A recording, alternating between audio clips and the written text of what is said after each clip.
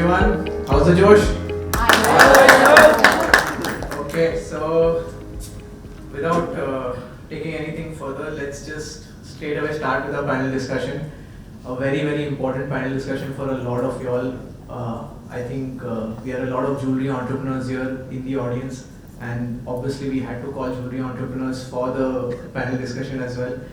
So starting with somebody whose journey I've been following since I entered the industry. So that's Mr. Prasad Kapre. I think I entered the industry full-time 10 years back, and I've been following his journey. His journey has been much longer than probably my age. So Prasad Bhai is somebody who's been through thick and thin of the jewelry industry transformation. He's somebody who's been very, very influential in bringing the diamond jewelry segment in India. So he was, if I'm not mistaken, the first team member of the De Beers India team, right? And he, in the next 30 years, he launched brands like Nakshatra. I don't know if that rings the bells. So brands like Nakshatra, Ashmi, Arisya, Sangini, and more recently the Salman Khan brand Being Human Jewellery, which is a mass market brand.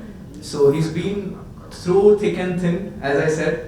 So lot of learnings from his journey, and he's still as adaptive. He's been a part of during the COVID times, we took a guest lecture, he was a part of that. I've been a part of his panel discussions where he was the host. So following his journey has been tremendous learning for me personally. So I'm sure it's going to be the same for you. Next is an alumni in a way, but not as a student but as a client. So his work ethic in managing, in adapting, in whatever new technology, new ideas come in is very, very special. The kind of modern thinking with traditional roots is somebody what Mr. Sumit Dassani has brought into Dassani Brothers. He leads Dassani Brothers today, which is kind of synonymous to anybody who's in the B2B space would know who Dassani Brothers is. And they are basically manufacturers of Polki and Jadao jewelry. And they have in-house factories. This is all initiated by Sumit Dassani himself. They have in-house factories in Mumbai as well as Bikaner. And also having corporate offices and presence in Hyderabad, Delhi, and Jaipur. Recently, they've also started their export presence with Dubai and USA as well.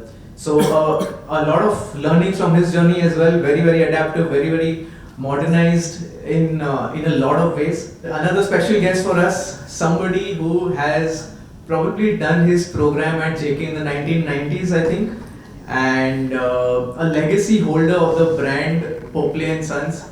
He is the owner of a brand which is almost a century-year-old, 97 years to be precise, so very, very close to that. And I recently shot a podcast with him, and I could literally, look at his eyes and feel that he's talking about jewelry. Like you could see jewels inside his eyes. Like he's so passionate about the industry and so passionate about his work. His business is probably an art to him, and it shows when you just enter his showroom. So that's the kind of special feeling that we have for him today, Mr. Rajiv Popley. The theme of our panel discussion is going to be scaling a jewelry business. I'm expecting a lot of questions from you all. We're going to divide this into multiple topics that I've got from students themselves, okay, during the sessions. So the first one is the mindset that is required to be in this industry. And why I say mindset is because it's just not about having a mindset of being an entrepreneur. It's a legacy business. It's a business which is very traditionally rooted, has a lot of emotions attached to it. So it's not everybody's cup of tea or coffee.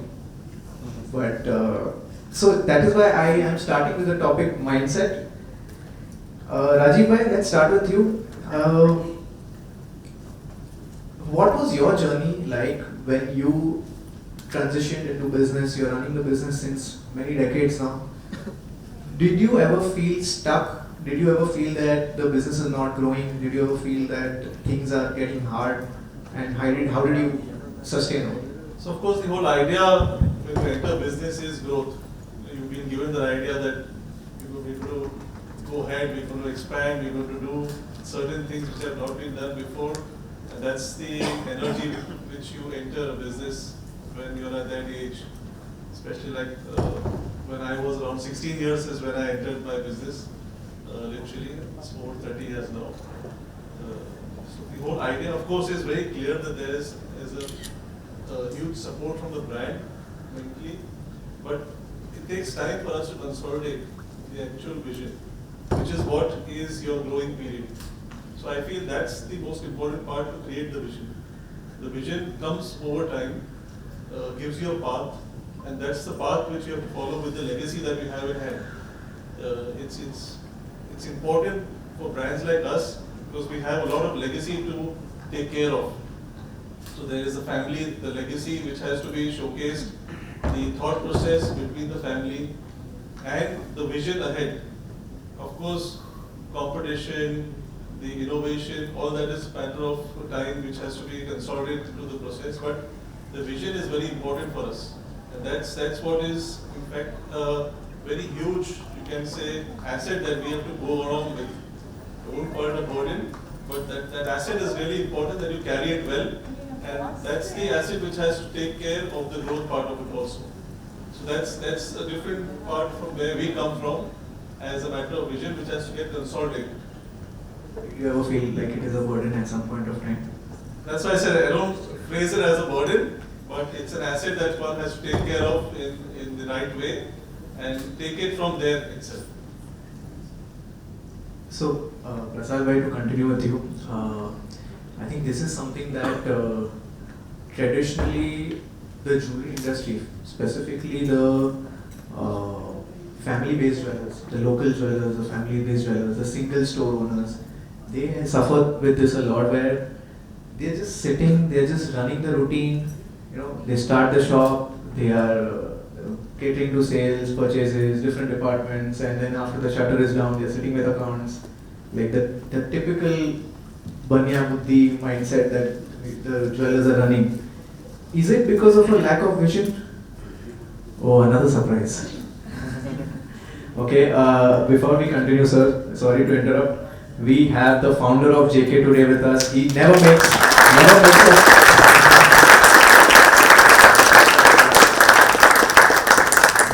makes a public appearance. The last he made was probably 2018 or 2019. He doesn't like to be in any of the events. Very silent person, very shy person. But he's the one who's, trained Rajiv bhai also out here. Yes, for sure. And trained Vaishali ma'am as well, on the second row. So, we wouldn't be here if he wasn't there. A lot of efforts put by him, and makes me emotional right now.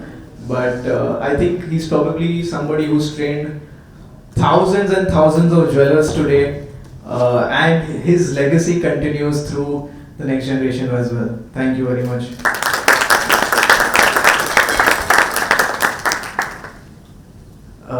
Sorry, let's continue. So, is it because of a lack of vision that they are stuck in that routine, or what is it? Like, what, according to you, is the problem? Well, good morning. It's an interesting question, but I think the times are changing. And, if you go back 20, 25 years ago, the markets were very, very different as compared to what it is today. So the opportunities are much, much more, many more. And also the fact that even the financial segments have opened up, so you have money available. You have venture capitalists, you have angel fundings, and so a lot of things have changed over the last 25, 30 years. I mean, I've been part of this industry for the last 30 years, and I started my journey with De Beers in 1995. And in those days, it was more about driving the consumption. And that's where we started off, and that's why we built the brands like Nakshatra and Asmi or ECR Sangini. The whole idea was that we want to increase the consumption of diamonds in the country, and that's what had happened. Of course, miles to go still, because there is a huge potential. And I think that's what is very different now as compared to the earlier times when people would go with just one store, and as you rightly said, that throughout the day. So it is also to do with the mindset. So today the mindset is to drive the business or build the business, as against the earlier mindsets which was to be in the business. So you were happy just with one store and be in the business, operate it to the best of your abilities and actually grow the business with that just one store. But also because the potential wasn't seen or was just growing at that point in time. I mean, today, Jeff, if I just need to talk about the potential, because every market needs to first analyze its own potential. The entire West is looking at India today. Why? It's purely because the kind of potential that they see here is huge. It's humongous. And just to give you little facts and figures, you know, when we say the Indian market is consuming 700 tons of gold, now what it means over a population of 1.4 billion people, it is only half a gram per capita consumption. Only half a gram. You know, so look at the potential. I mean, even if you just make it to 1 gram, and I mean, straight you go to 1400 tons. You know, so I mean, there is tremendous potential. You take platinum. Platinum consumption is only 6 to 7 tons. So that's 0.005 grams, you know, per capita consumption. You look at, you know, the total population of 140 crores or 1.4 billion people, and there again, the actual potential, those who can buy diamonds, is about 30 million women across the country.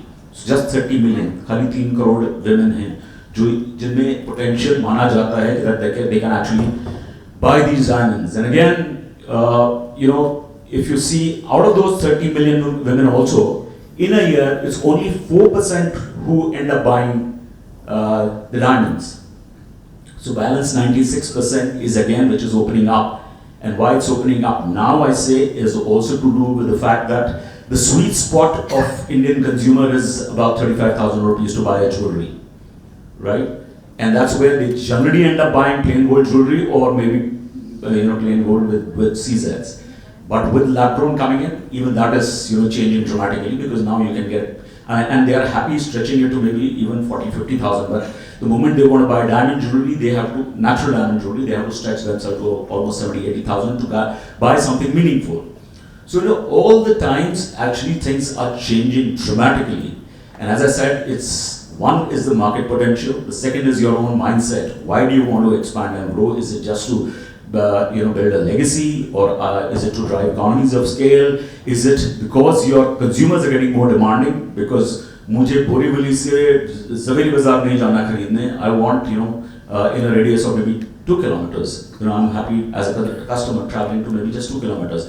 So, you know, even the mindsets of the consumers are changing. So there is a whole lot of change happening, and I think that's where there is a big shift happening, and there is a huge, huge potential in this country. And I think you know, you guys are all very lucky to be in these times where you can literally grow and actually establish your own legacy. And the fact that there are so many startups also coming in, that goes to show that, you know, jewelry industry is here to stay. It's been there for the last 5,000 years, and it's going to be there for the next 5,000 years. Very interesting insights. Very, very interesting. How do you do this research? It's purely data analysis. Of course, I go through all, you name it, Bain and Company and A.T. Kearney, Frost and Sullivan, McKinsey, you name it, and even in our industry now, it's Paul Zimnisky, you know. So all these reports actually give you a lot of insight, but ultimately you have to use your own, you know, experience to really do the business analytics. So the mindset is not there, you know. I think we are still stuck in that, Sumit bhai, correct me if I'm wrong, we are still in that mindset where हम कम से कम पैसे में ज़्यादा से ज़्यादा काम कैसे कर रहे हैं लोगों से, अपने टीम से. We are still in that mindset, right? और मतलब ये तो सोचा ही नहीं है कि ऐसे इंडस्ट्री की अपॉर्चुनिटी देखो. You look at the kind of demographics, how India is about, or in fact now reached almost 3,000 per capita USD. So GDP per capita. Yeah. So I mean, consumption is going to boom. We know all that. But हम तो फंस पड़े रोज की jewelry business manage करने में. So what do you think? Like, how do you think the culture needs to change? And we've had this discussion a lot. Like, hello everyone, Jai Jinendra. Basically, Naman bhai, it is really very important for us to understand the system, the process, how we need to change ourselves with the time. I think all of you are understanding what we are speaking over here. So just to make you understand, our businesses have to evolve as and when the time requires.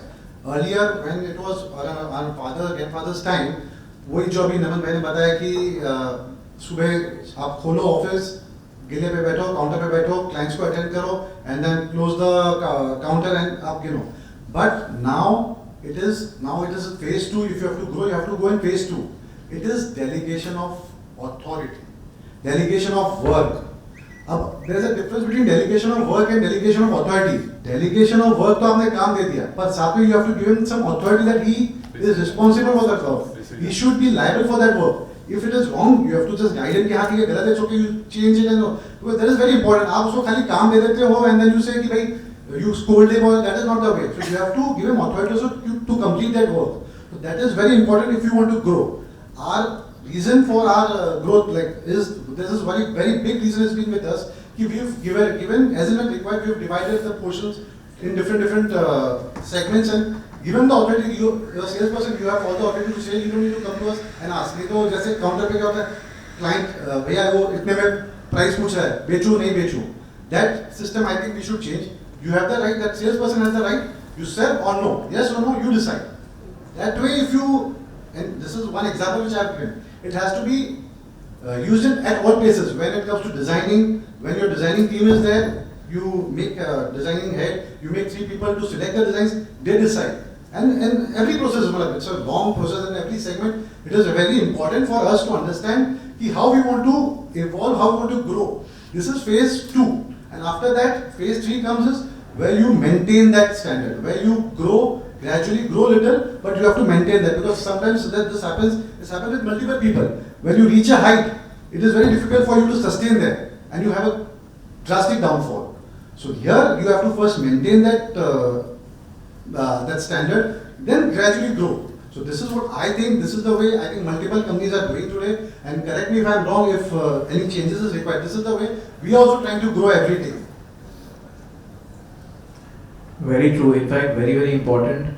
Delegation of authority. Like this term is so important, and in fact, because we don't, delegate the authority, because we are constantly stuck in that routine where decision making remains with the owner and the management, we ourselves become the bottleneck of the business. वो business अगर grow नहीं हो रहा है, it's not like we don't have a good team. It's because we are using a centralized decision making system. In fact, I just want to put in a word in this case.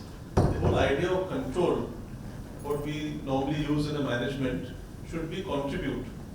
So the culture of control should not be there. Culture of contribution is what is to be encouraged. That's when the employee comes up with contributing to the entire growth of the company. So that's the basic mindset that one has to go for. Very true. In fact, the management needs to be approachable. तो तभी वो contribute करें. Very true. I think that's a perfect one, and that was exactly the next topic. Hiring the right people, team building. So thank you very much. Natural transition हो गया. So yeah, you can take it.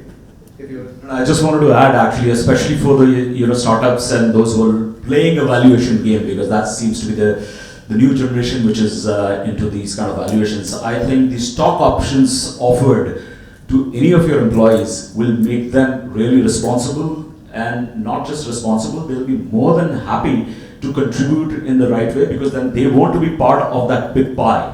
And I think that's something you should keep in mind. So, especially for the startups, I know it gets difficult for the old legacy brands, but for all the startups, they should keep that in mind. Thank you. So, before we move to the team building part, so I just want to deviate a little bit because you just mentioned this, is that the funding is there today. There is a lot more funding options available to existing jewelry businesses as well as startups, but we still don't see enough funding on the legacy part of the industry. We are still seeing a lot of lab-grown diamond jewelry startups, for example, or tech-based startups which are catering to the jewelry industry. We are seeing a lot of funding on that front, especially from private equity or angel funding or even VC funding. Why is the legacy part of the business not getting funded? Only corporates are getting funded. Like, is there any trend out there? Interesting question. Yes, I mean over the last 10, 12 years, whatever this industry has gone through, and especially the diamond industry and gems and jewelry industry, there are a lot of issues there. Now, one, coming back to that mindset thing, because even with the legacy players, the problem is they have been attuned and trained to think in a particular manner. And again, going back to the fact that India is a young country, 54% of our population is less than 25 years of age. And those are going to be your customers for the next 25 years. Now the problem there is that when I say 54% less than 25, what means, those who are your buyers or future buyers, they're born post 2000, and those who are actually into the business and selling them to the young buyers are actually born pre-2000. As you can see, all of us sitting here are all pre-2000 for sure. So what happens is that there is a lack of, or rather I would say there is a gap in terms of the understanding. We were never born with the computers, we were never born with the internet, we were never born with smartphones. Digitally, the revolution that has happened. So all these, those who are born post 2000 are absolutely digital savvy, and that's a different world again. So the mindset, that's where it's critical. That's from the personal, legacy perspective that I'm talking about. But more than that, when you talk about the funding, and there have been certain regulations, there have been certain issues with the industry, which is actually putting, especially the legacy business, not really a favored business at the moment from the funding people. Also because, as I said, it's even again I'll quote certain figures. So whether you take ICRA report or a CRISIL report or any other, right now this industry for the last 3 to 4 consecutive years have been in the negative list. So even the funding, if it's coming from the government or any other fund companies, valuation company or venture capitalist, they actually go through that, and that's where the lab grown is in the positive segment versus the natural diamond is in the negative. So, I mean, these are again technical issues, but the fact is it's a transition which is happening. Our industry is going through a transition, and it will come out of it in a year or so. So there is nothing really to get worried on, and there is tremendous scope, as I mentioned earlier, to grow. But just to add in here, there's also a valuation concern which comes into the traditional jewelry model that we have compared to the LGD or whatever parallel industry that we are looking at, out here. The investment required for an LGD business is only a portion of what a traditional jeweler normally stocks in the store. So which is probably 10% of a normal jewelry store inventory required. Obviously, you will see a multiple growth in that case, where the number of point of sales are concerned, because opening an LGD store can be just that much which is required. Growth in that is 0 to 100 situation, because you don't have a history of the brand product category. So a new entrant as a VC or investor will see a tremendous growth because they have no history to back it up. At the same time, the LGD or developers or the founders can look at an exit. A traditional jeweler will never look at an exit. That's the reason we are still here for the century of business. So these things are basically very drastically different culturally and as a business model by itself. So it's honestly not fair to compare the LTD model to a traditional jeweler or a typical jewelry model that we have in the country today.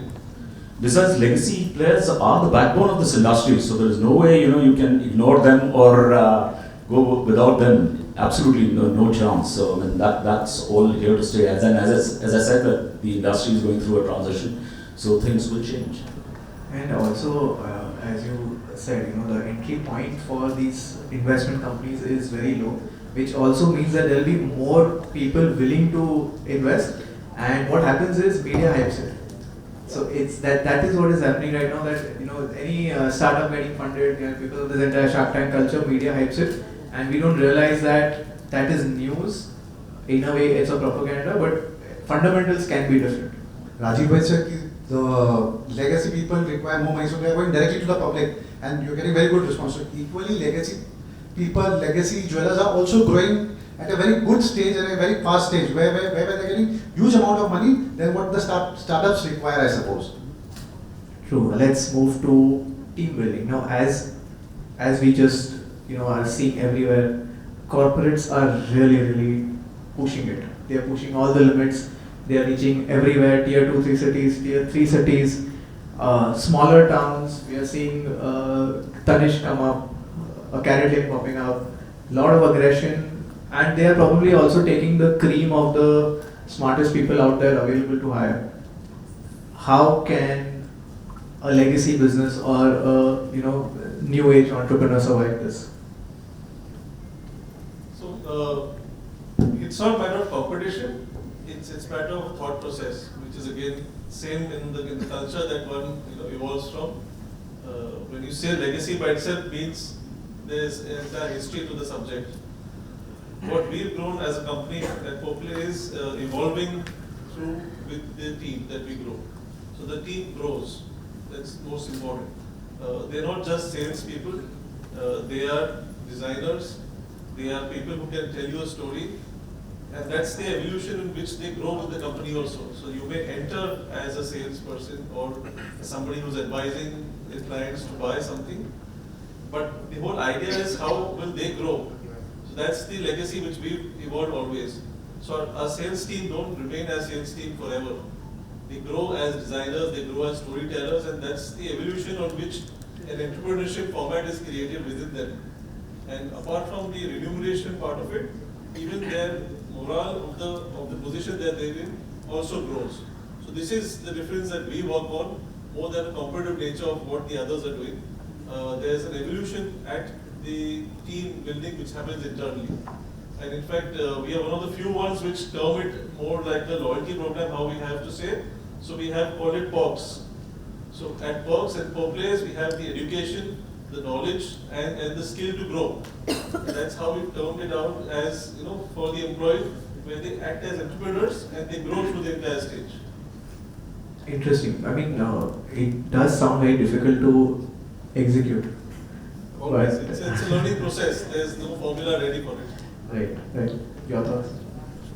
Actually, I think our industry needs to give a career path, and I'll tell you why I'm saying this. Years ago, or as the years we had done a research, for the sales teams, and we were trying to understand what kind of people are joining this industry. And one of the questions was that, where do you rank this industry? And we had given them 25 different industries just to rank them in terms of their preference to join the industry. Of course, at that point in time, electronics was the number one, but gems and jewelry was second last.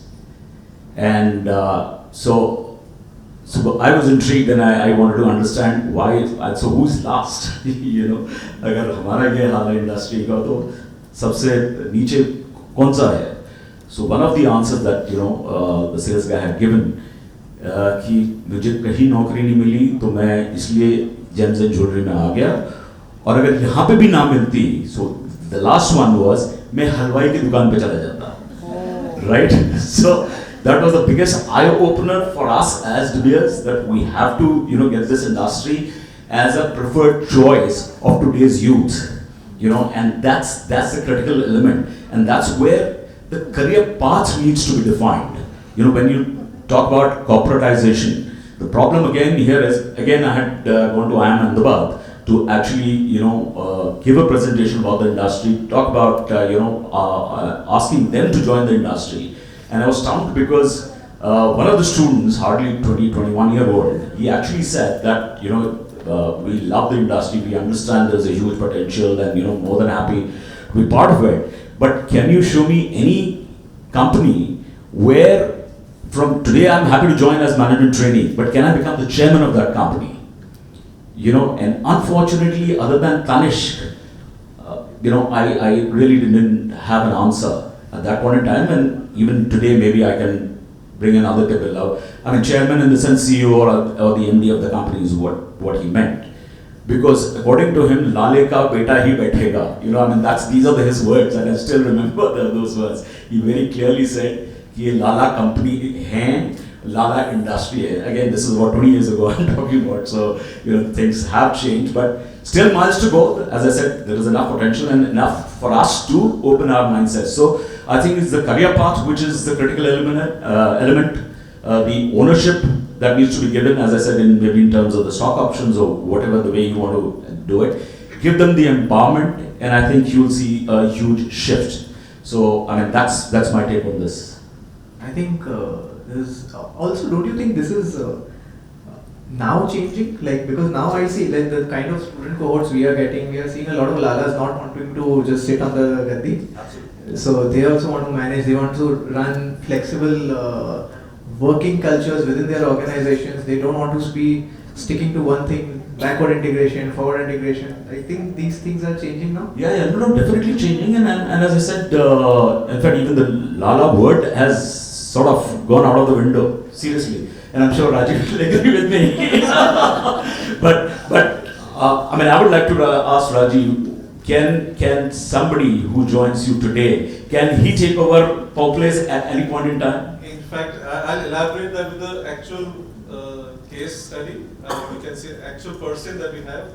I had a housekeeping person. In Bombay. He joined at a very early age, straight from the native place, a South Indian fellow. He's grown through this entire company because we knew him on a personal basis, and this is the second generation with us in the family. Is that right? Fantastic. We've got him educated, computer literate. Currently, he heads my Gorsuk store. Fabulous. So, he's heading one of my Gorsuk stores. He's been with me for, I think, 22 years now. Wow. And that's the way we've grown with the people. Brilliant. Entrepreneurship is core of our legacy. So no matter who it is, and he does manage a store, and I'm sitting in Bombay. So you can imagine that Fantastic. he is holding a base in the international market, facing communities across the world, from a Russian to an Arabic consumer. We're not talking about a Lala Correct. consumer. So that's the exposure we've got for him. Right. He's grown. Obviously, monetarily he's grown, financially he's grown. His children are studying in good schools wherever they are. I'm just giving an idea, but whole idea is the opportunity we've given them, and he's not the only one. I'm just giving it a basic idea. He's from the second generation in the family that we know him so close. That's the reason. So there's no limit. I think he deserves a round of applause because this is a 100-year-old company, 97-year-old company. Actually, you can see the shift in the mindsets. So that's the, again, the sky's the limit at this point in time. Sumit, if I have to ask you the same question. Firstly, I think Rajiv has given the best example for delegation of authority. That person is handling the whole Dubai store. So here, this is the way a person can grow. Yeah, when it comes to the team and the culture, whereby what we have done is keep the team is the backbone of the business. Without team, you cannot grow, that is for sure. So, for us, what we've done is we are not into actually a corporate culture, but yeah, we have a very different atmosphere for all our team members. So today, I can say we have 150 plus team members here. So with everyone, we have an individual bonding with them. We take them for outings yearly. We greet them. We help them when they require help financially or mentally. Everything we have sessions every year. We train them in their own segment. For sales, we have a sales team, a sales corporate who comes and teaches them. For manufacturing unit, we have a person who comes and teaches them. So they upgrade themselves, and when they upgrade themselves, it is easier for us also to give them a good increment, a good salary base, a good surrounding. So for a team to grow, it is really very important that they themselves also grow, and with them gradually the team also grows, the company also grows.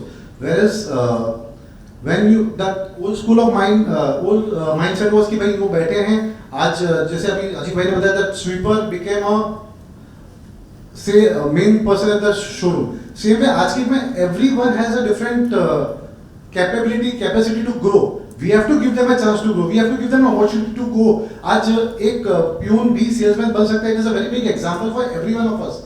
When you are entrepreneurs, especially when you are entrepreneurs, यहाँ पे when you see your people in your surrounding that they have a good caliber to speak there. A peon also has a good ki aap pani lijiye kuch, so that person can be trained in a very proper way where he can take the company ahead. So I think the team itself and the culture what team requires is ki you give them good chances to grow and good atmosphere to learn and grow, I think. Yeah, I think to summarize, I can only say that somebody with caliber will anyway grow. Now you have to decide whether it's your mindset and culture to make that person grow with you or without you. That fellow is going to grow. वो अपना रास्ता निकालेगा. Just to add out here, the whole idea coming back from Prasad's Lala culture, the attributes of Lala culture are also important because we always look forward to somebody with trust. That's the core aspect. We want somebody who's trustworthy, that's why we get the family member. As simple as that, there's no other reason. If I can have trust in an employee the same way, I can let him, allow him to do things which are beyond the purview of that position that he is into. That's why I said when I give a housekeeping person a senior position job in the company, is that because I trust him. There's nothing else. He has nothing as an IIM degree with me to convince me that he can operate the entire store, or an HR degree where he can manage 20 people under him. But the trust that he'll do correct and he won't deceive the company in any manner is the reason why I'm holding that position to him.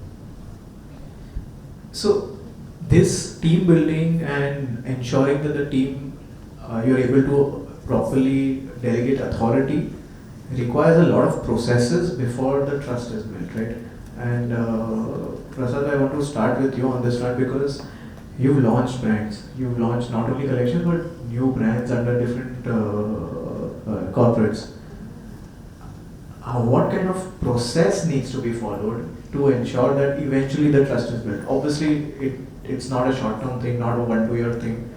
3 years, 5 years, 7 years, it can take a lot of time. But you need some form of intuitive thinking and backed by some form of performance to know that, okay, the person is capable. But to make that person capable, the corporate needs to, or the business needs to have certain processes. How can anybody out here who has a family business at least initiate the process? Is it SOPs? What do you do? You're bang on. I mean, first of all, you need to definitely have the standard operating procedures. SOP is very well defined, especially for your business, and if you're in retail, all the more.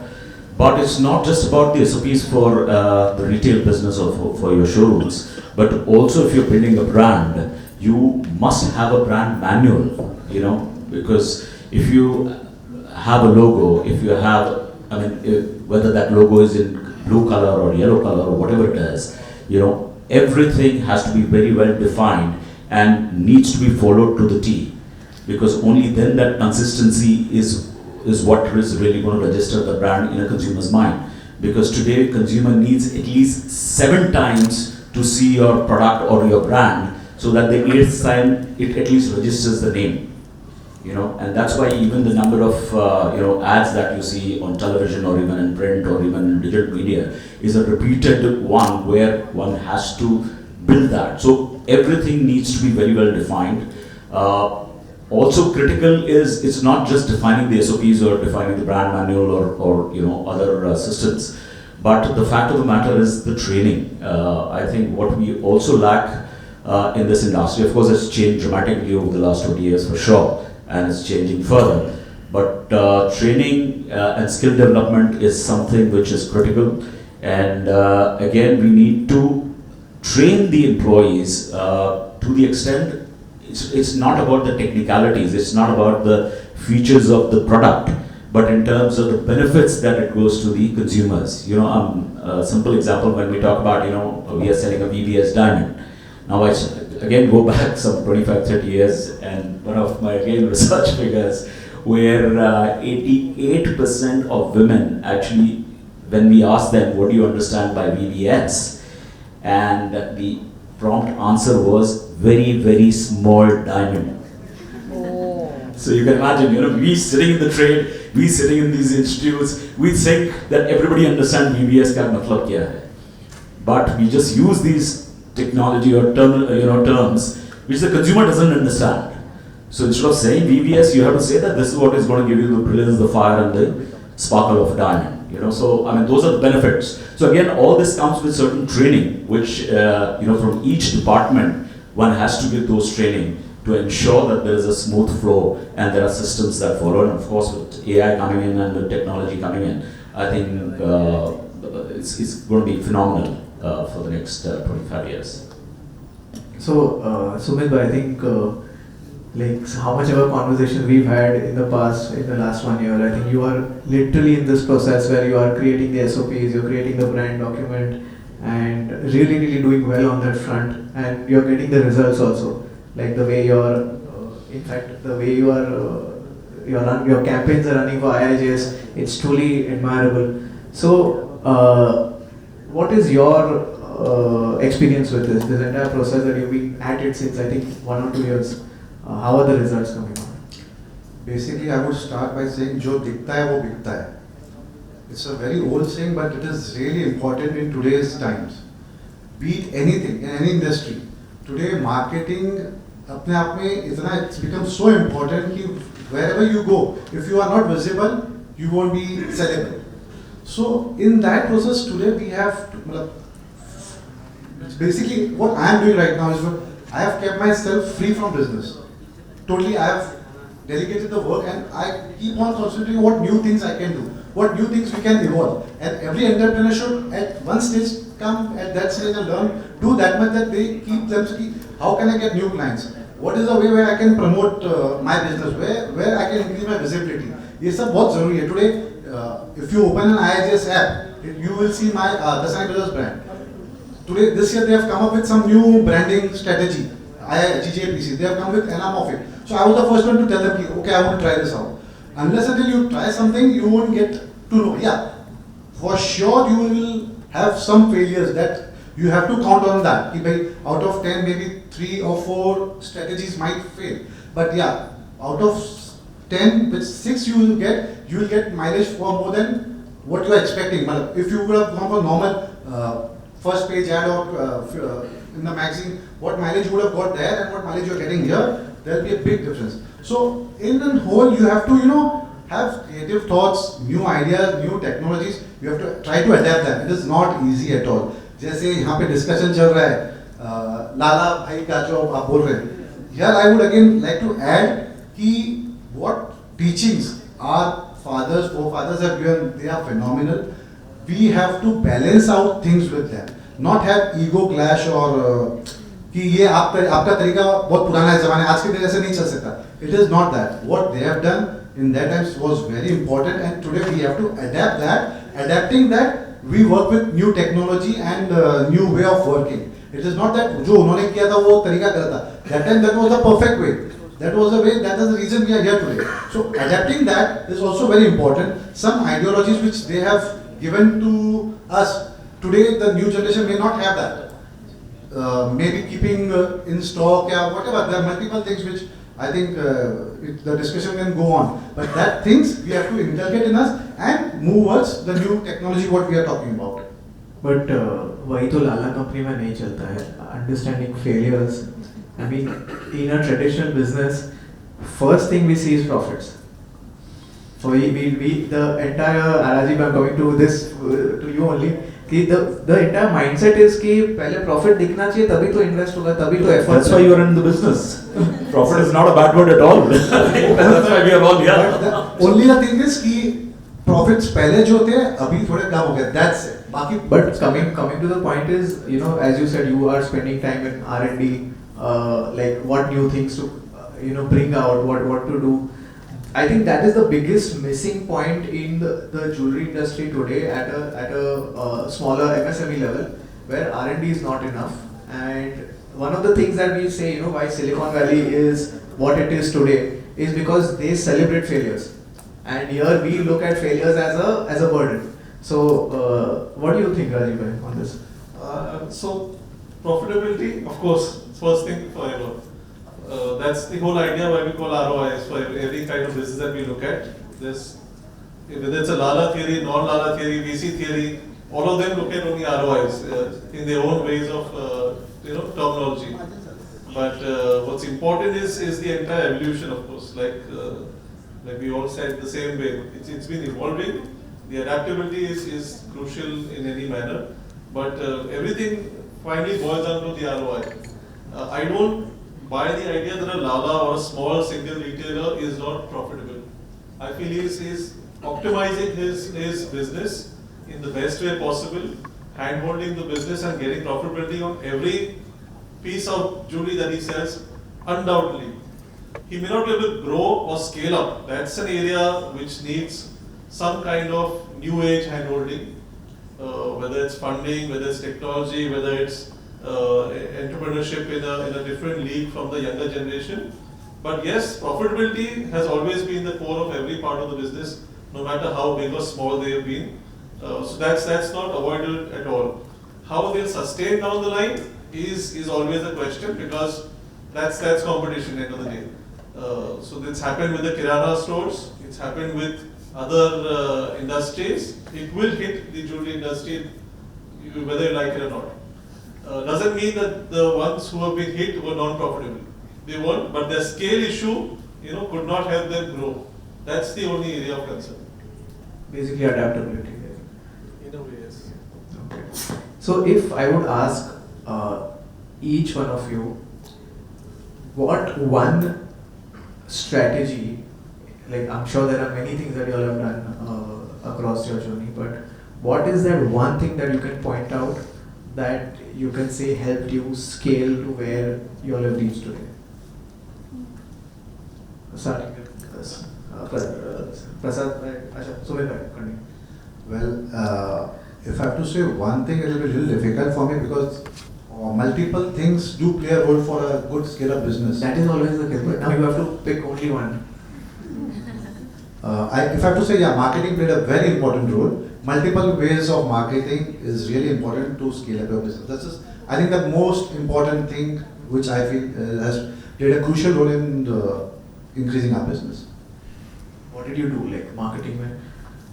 As I said, marketing means anything new, creative ideas which come up, we are always on for it. Anything, be it in terms of, today we are using WhatsApp, sort of. Today people are using WhatsApp. We've been using since past 3 years. Corporate WhatsApp, there are Vati and all those things. We have been using that. That is one thing. So yes, I totally agree that marketing is the key role, because first you need to establish yourself in terms of in the consumer's minds.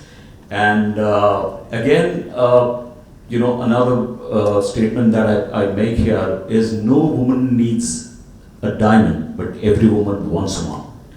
So that need and want needs to be established very, very clearly.